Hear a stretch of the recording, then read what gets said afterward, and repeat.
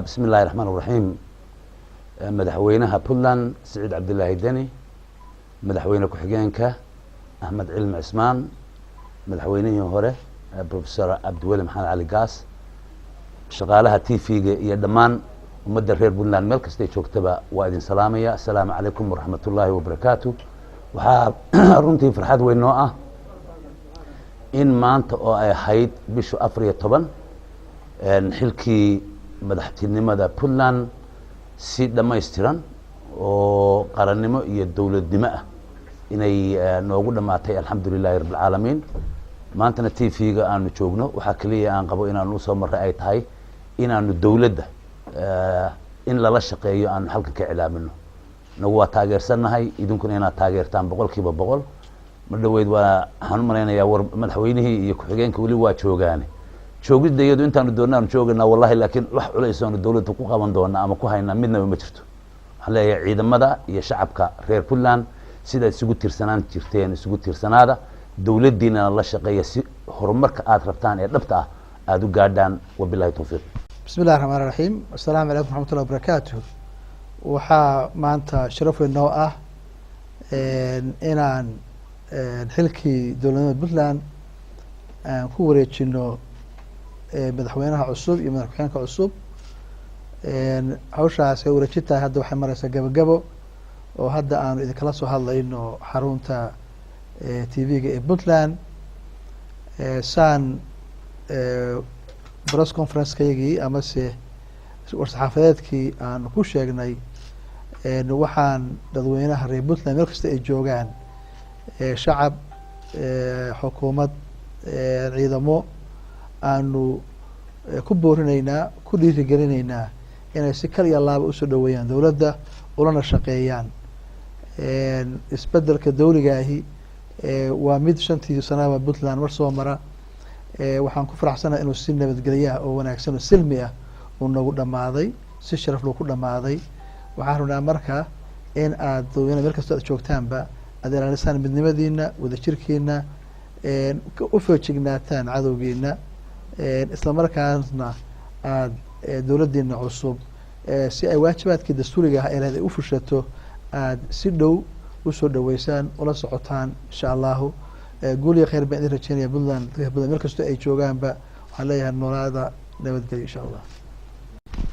بسم الله الرحمن الرحيم. waxaan salaamayaa madaxweynaha Saciid Cabdullaahi Deni, madaxweynaha cusub, madaxweynihii hore Cabdiwali Maxamed Cali Gaas, madaxweyne ku-xigeenka Camay. waxaan ku salaamayaa iyo inta ina daawanaysa ama dhageysanaysa salaanta islaamka. assalaamu calaykum waraxmatullaahi wabarakaatu. waxaan u mahad celinayaa madaxweynihii hore iyo madaxweyne ku-xigeenka sida salmiga ah ee nabadgelyada leh ee maamul wanaagana ay u qabteen doorashadii oo nabadgelyo ku dhacday iyo xil wareejinta ay ku xajiyeen. aad iyo aad baan uga mahad celinayaa. waxaan dadweynaha iyo ciidamada iyo kuwa nabadgelyada iyo kuwa xuduudaha iyo kuwa madaniga intaba ka codsanayna iyo shacabka inay nabadgelyada sugaan. oo Soomaalida waxa lagu ogaan jiray martisoor.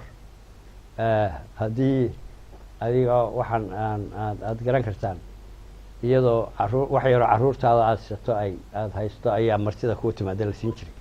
marka waxaan codsanahay inta dadka iyagan cusub inta aanu martida nahay in sidii loola shaqeyn jiray xukuumaddii hore iyo si ka sii fiican in loola shaqeeyo. aad baan u codsanahay waan rajeynayaa nabadgelyada in laga shaqeeyo. ciidamadu inay sidii madaxweynayaashu sheegeen inay waajibaadkoodii hore ay gutaan oo weliba ka sii kordhiyaan oo dadku maxay tahay kala guur iyo waxba yidhaahaan waxa weeye kala guur maaha oo lama kala tegin. ciidamo kala guurna inay halkoodii ku ekaadaan oo hawlahoodii sii laban laabaan ama sii toban jibaaraanba maan kula dardaarmaya. aad iyo aad baad u mahadsantiin. wassalaamu calaykum waraxmatullaahi wabarakaatu. iyo dhammaan bulshada reer Puntland oo isugu jirta qeybaheeda kala duwan. assalaamu calaykum waraxmatullaahi wabarakaatu. waxaan aad ugu faraxsanahay shaqada wanaagsan ee dowladda Puntland usoo qabsoontay 5 sano ee la soo dhaafay oo ay ugu dambeysay habsamidii iyo sidii wanaagsaneed ee doorashooyinku u dhaceen iyo sidii xil wareejintu u dhacday intaba aad baan uga mahad celinaynaa runtii madaxweyne doctor cabdiweli iyo xukuumaddiisii. waxaan sidoo kaleeto u mahadnaqaynaa hambalyana u diraynaa ciidamada qalabka sida ee puntland qaybahooda kala duwan oo runtii muujiyey feejignaan dheeriya sidii ay u qabsoomi lahayd maalmahan ku weyn dadka reer puntland oo muujinaysa dowladnimadooda iyo ilbaxnimadooda. waa shaqo aada u weyn, waa shaqo muujinaysa muuqaal ilbaxnimo, muuqaal dowladeed, waa asad ama hanti bulshada reer puntland ay leeyihiin oo jiilasha soo socda hagi doonta. waxaan dhammaan bulshada reer puntland ugu baaqaynaa inay nabadgelyada adkaystaan, inay wadajirka ka shaqeeyaan, inay horumarka u istaagaan. waxaa si gaara hambalyo ugu dirayaa ciidamada ku sugan jiidaha hore ee hadda cadowgu puntland u fadhiyo ee dhinaca tukaraq iyo buuraha calbari iyo calmiskaad ee ka howlgalayaan duruufaha ay ku jiraan annagu og. waxaan ugu baaqaynaa dhammaan shacabka reer puntland inay ciidamadooda garab istaagaan. waxaan ballan qaadaynaa dowlad ahaan inaan noqon doonno kuwo u dhow ciidanka, daryeelkooda, mushaharooyinkooda iyo inaan ka shaqayno wax kastoo baahiyo ay qabaan. waxaan bulshada reer puntland ugu baaqaynaa inay nabadgelyada ka wada shaqeeyaan si siman, mid ciidana iyo mid madaniyaba, sida haddaba ay u dhacday markay culeysyadu soo foor saaraan inayna u kala harin. waxaad la socotaan ciidamo fara badan oo madani ah baa hadda ka howlgala jiidaha si ay u buuxiyaan baahiyaha ciidan ee mar walba la tago markii culaysku u bato. waxaan iyagana rajaynaynaa inay howlgalkooda ay ku jireen sidii u adkeeyaan. annagana waxaan ballan qaadaynaa inaan ciidamada ay noo ahaadaan ahmiyadda koowaad iyo shaqaalaha dowladda. waxaan rajaynaynaa in puntland muddada aan joogno meeshii la soo gaarsiiyey aan hore uga sii dhaqaajinno oo annaguna aan gaarsiino meel kaleeto oo mudan iyadana markeeda ciddii naga dambaysa inay ka qaadi doonto. aad iyo aad baan ugu mahadnaqaynaa dhammaan shaqaalaha iyo ciidanka iyo xukuumaddii hadda xilka ka degtay oo ugu horeeyo madaxweynaha iyo madaxweyne ku-xigeenka.